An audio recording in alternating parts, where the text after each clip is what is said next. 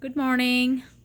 Today is January 22nd, 2019. Welcome to my second video on Ayurveda.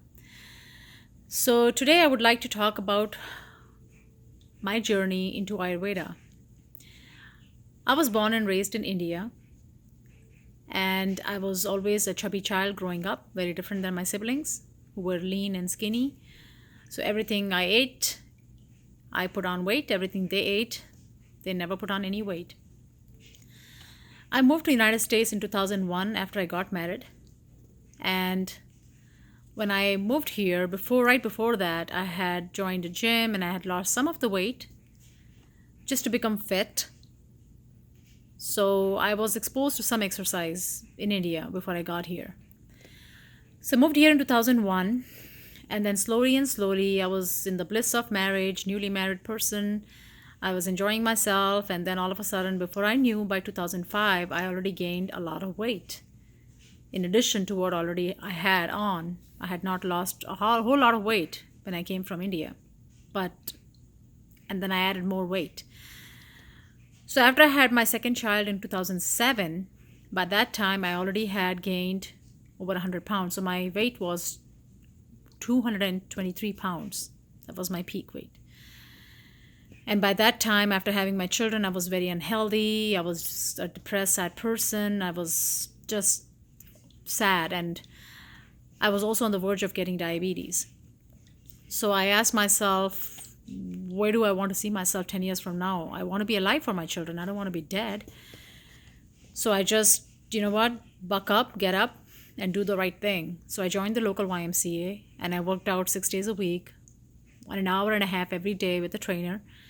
And I lost about 70 pounds by 2009 March. So I started working out in September of 2007, and by 2009 March I had lost about 70 pounds. I was still not eating healthy. I was eating all the crap. And now if you're watching this video, then you are very aware of the kind of food that we have in this country, which is full of pesticides and hormonal imbalancing, hormone disruptors. Pretty much that's what we are eating. So that's pretty much what I was eating. I was still in my 30s and I was not eating a very clean diet, but I was working out pretty hard. So I did lose 70 pounds. But then I knew I needed to change something else because I was hitting, you get to that point where you can't lose any more weight. I'm missing the term right now in my head. But plateau. So I was plateauing and I wasn't losing any more weight, and I needed to lose another 30 pounds. So that is when I started to watch my diet, and I started watching counting calories. So pretty much that's what I did, because I researched on losing weight, and everywhere it said what goes in comes out. You should be in deficit. You should be in deficit of what you're consuming so that you start losing weight. So I started doing that. I was watching calories. And before I knew, 6 months later, I had lost the remaining 30 pounds. So by June of 2009, I had lost 100 pounds. And I was doing good. By this time, I was just following the path of working out 6 days a week and watching my calories and still not eating healthy. Let me tell you, I was still not eating clean. I was just counting calories. So calories could be of foods, maybe a piece of brownie, or calories could be a big bowl of soup with vegetables in it. So there is two different kind of calories. But again, I was eating not the most healthiest food, clean food. So by the time 2009 came, I had lost all that weight. I became very competitive exercise wise. I was doing long distance running and I wanted to train for a half marathon. So I started building on miles for that. So as I was doing long distance running, I was still very competitive. So I would do it harder and faster and not recovering and all that stuff. So my body just started giving me some signals that this is not working out. So for example, my body started breaking out into hives and I was getting blue bruises on my knees, on my joints. So joints didn't bother me. I just kept running thinking that maybe it's just because I'm building on miles and I'm pounding so much that my knees they'll just get better. But then I started breaking out into hives, and that scared me because that was just all this welts all over my body. So I thought maybe it was August or September, and I'm like, I don't want to get, maybe it's something outside, maybe the weather, maybe the humidity. So I decided to run indoors, train indoors, and on a treadmill. And again, I broke out into hives. And then I got really scared, and I started looking up online for resources to understand what was going on. And then I bumped into Ayurveda. And then I started reading about Ayurveda and realized that my basic constitution, which is Pitta Vata, was completely going off balance when I was doing long distance competitive running. And I will talk more about doshas in the upcoming videos. But for now, I was literally throwing myself off of balance. And it was not working out for my joints. It wasn't working out for my body. And these symptoms, these signs were telling me, it was a way of telling me that you need to change the way you work out. But it was very hard for my mind, which was very pitta oriented, perfectionist, go-getter, to dial back, to slow things down, take an alternative route. It was very hard for me to do that. It took me a year to find a different kind of workout that still gave me the high, the rush of competitive training, but without the side effects of getting hives or hurting my knees. And I ended up doing spinning. And I love spinning. I still love spinning. I still spin a lot. I even got certified as a spinning instructor. I don't teach, but I wanted to learn so much about it just so that I could do it right and not hurt myself. But then that was around 2011-12 when that happened. And then I was reading more and more about Ayurveda. I was really intrigued by the subject of Ayurveda, just getting to know myself on a deeper level.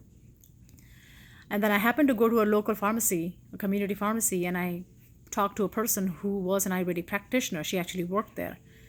And she told me about a place close to my home that offers yoga and Ayurvedic programs, like practitioner programs and teacher training programs. So I decided to go and pay them a visit and check it out. And went there. During this time, I was doing some yoga to help with my anxiety because I had a lot of anxiety. And anxiety combined with long distance competitive running was completely creating a havoc for me, health-wise, physically, mentally, all the ways.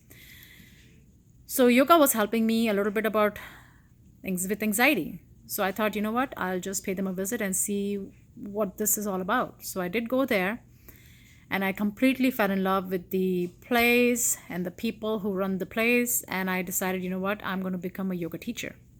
So that's when my life completely changed. In 2014, I enrolled into the yoga teacher program.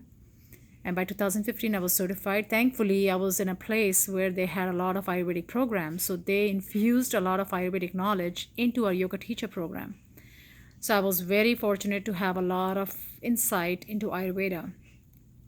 And then a year later, they offered another program as a yoga health counselor in Ayurveda. So I could become a counselor and help people find the balance that I found through Ayurveda. So I enrolled in that program and I became a yoga health counselor. And let me tell you, Ayurveda has changed my life. I have shared this science, this amazing benefits of Ayurveda with people, my students, through workshops in my area. I have traveled. I've offered workshops in other places. I have done cooking workshops, and I plan to offer more workshops in the future. But it's just that Ayurveda has been such a power of taking charge of my life. And I also changed the way I ate. I eat very clean. Everything I buy is organic. I threw away every single thing that has chemicals in it, that names that you cannot pronounce, some things that like what? I just tossed it out of my house. Non-stick pans, everything. You can imagine every hormonal disruptor I had in my house. And everything, without a second thought, I threw everything out of the house. And I completely changed the way I live, the way I eat, the way I clean. And it's not just Ayurvedic, but it's clean and Ayurvedic, both.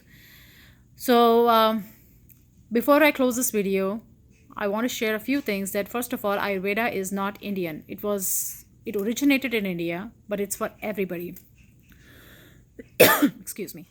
So Ayurveda is for everyone. Everybody can take charge of their lives. Everybody can make changes and eat clean and Ayurvedically.